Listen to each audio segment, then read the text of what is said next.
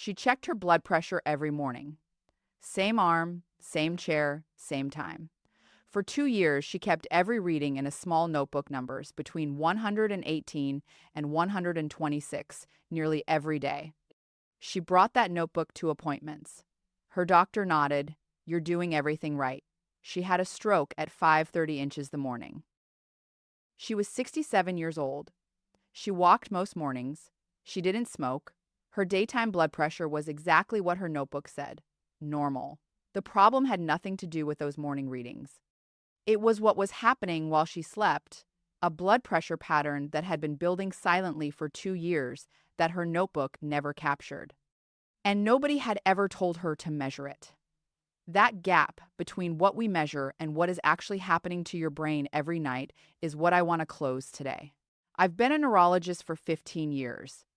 I've reviewed hundreds of brain MRIs on patients who came in with memory concerns, processing slowdowns, that specific kind of fatigue that isn't tiredness, it's fog. And the imaging tells the same story over and over: small white spots scattered through the brain's white matter, tiny scars, the residue of repeated pressure injury to the brain's smallest blood vessels, often stretching back years before the first symptom the patient could name.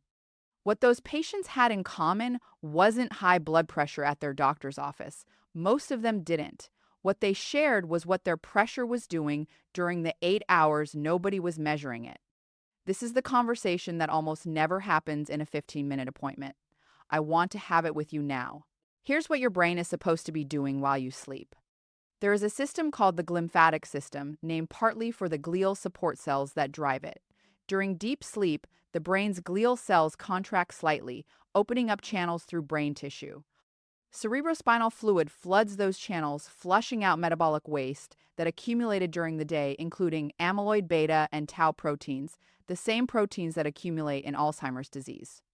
The glymphatic system is your brain's overnight cleaning crew, and it works almost exclusively during sleep.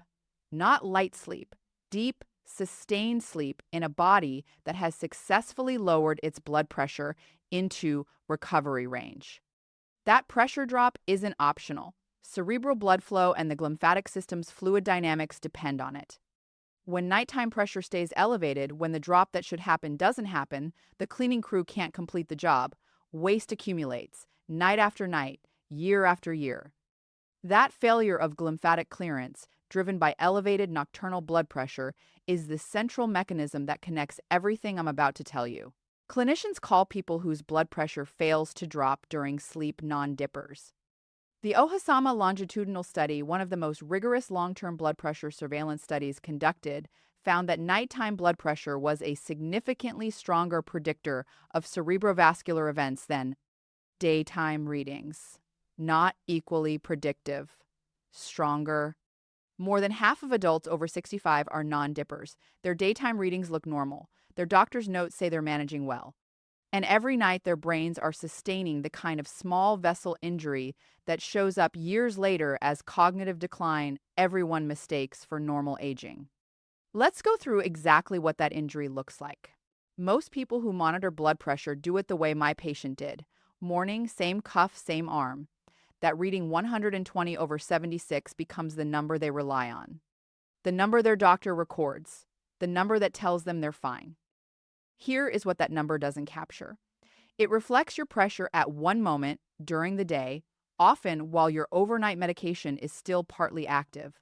It tells you nothing about what happens at 2 a.m., at 4 a.m., during the hours when your brain's autonomic pressure regulation is running on reduced capacity and any sustained elevation hits brain tissue with minimal buffering. What if the most dangerous number in your body is one that has never been measured? The test that reveals it is called ambulatory blood pressure monitoring, ABPM. You wear a small cuff for 24 hours while living normally. It records readings every 30 minutes through the night. Neurologists and cardiologists consider it the gold standard for identifying the non-dipping pattern, the only way to actually see your nighttime blood pressure profile. Most adults over 60 have never worn one, not because it's difficult, because it's almost never offered unless you specifically ask. At your next appointment, write this down and say it out loud. ABPM. If your pressure has ever been described as a little elevated or borderline, this is the missing piece of your picture. When blood pressure stays elevated during sleep, the brain's smallest blood vessels, the cerebral microvasculature, bear the sustained impact. These vessels are not built for high pressure in the low vigilance environment of sleep.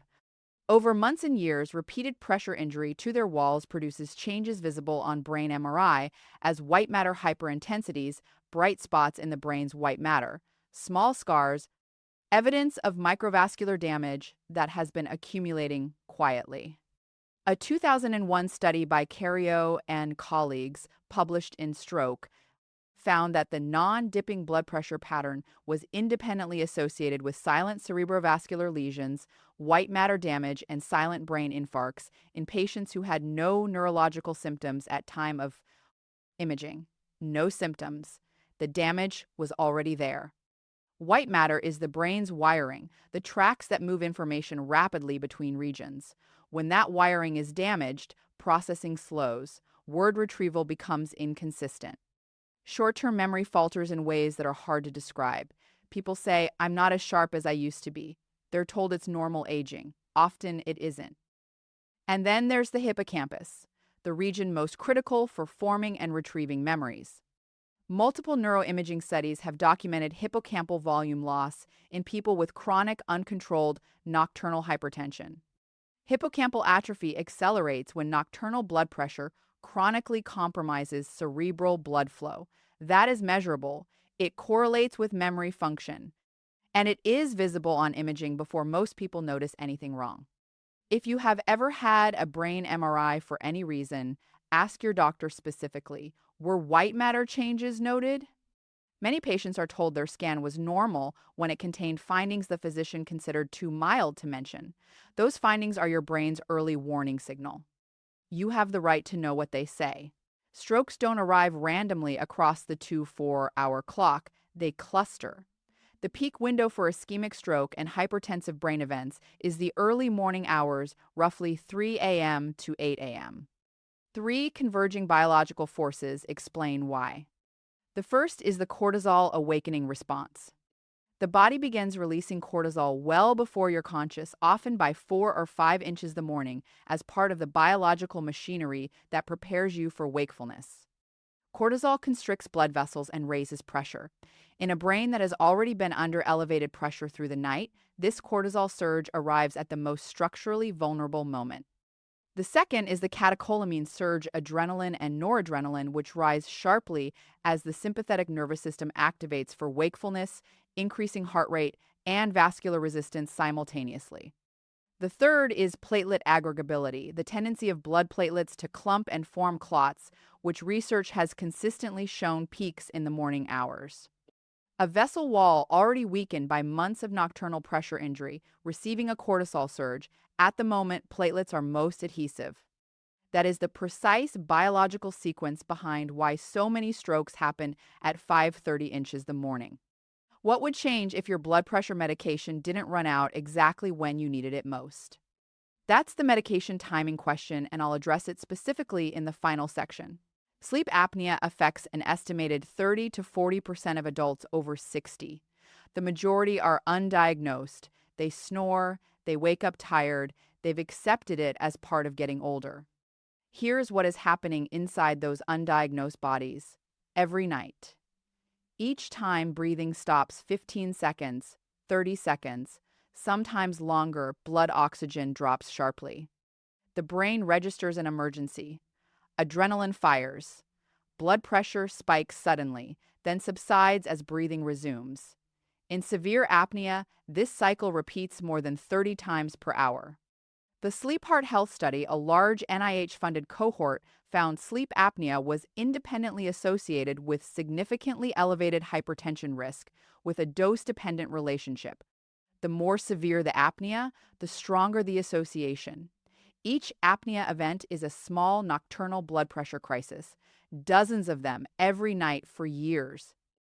But as a neurologist, here is the connection that concerns me most. Sleep apnea doesn't just spike blood pressure, it destroys sleep architecture. It prevents the sustained, deep, slow-wave sleep that the glymphatic system needs to function. When apnea is severe, the brain's overnight waste clearance system is effectively disabled not only from pressure, but because the sleep stages that drive glymphatic flow never fully occur. Impaired white matter from nocturnal hypertension. Disabled glymphatic clearance from apnea-fragmented sleep. Two mechanisms feeding each other, both pointing at the same accelerated cognitive outcome. If you snore, wake unrefreshed, or have been told you stop breathing in your sleep, ask for a sleep study. CPAP therapy, used consistently, produces measurable reductions in nocturnal blood pressure and has been associated with slower cognitive decline in people over 60. Let me be specific. This is where everything becomes something you can use tonight. Medication timing.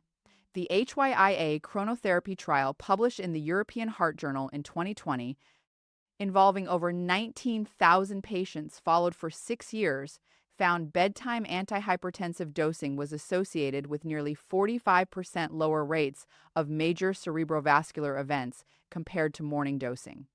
Same drugs, same doses, different timing. For many patients on morning dosing, the protective window has largely worn off by 4 and precisely when cortisol surges and platelet aggregability peaks. Do not change your schedule without your doctor's guidance. Some medications, particularly diuretics, should not be taken at night.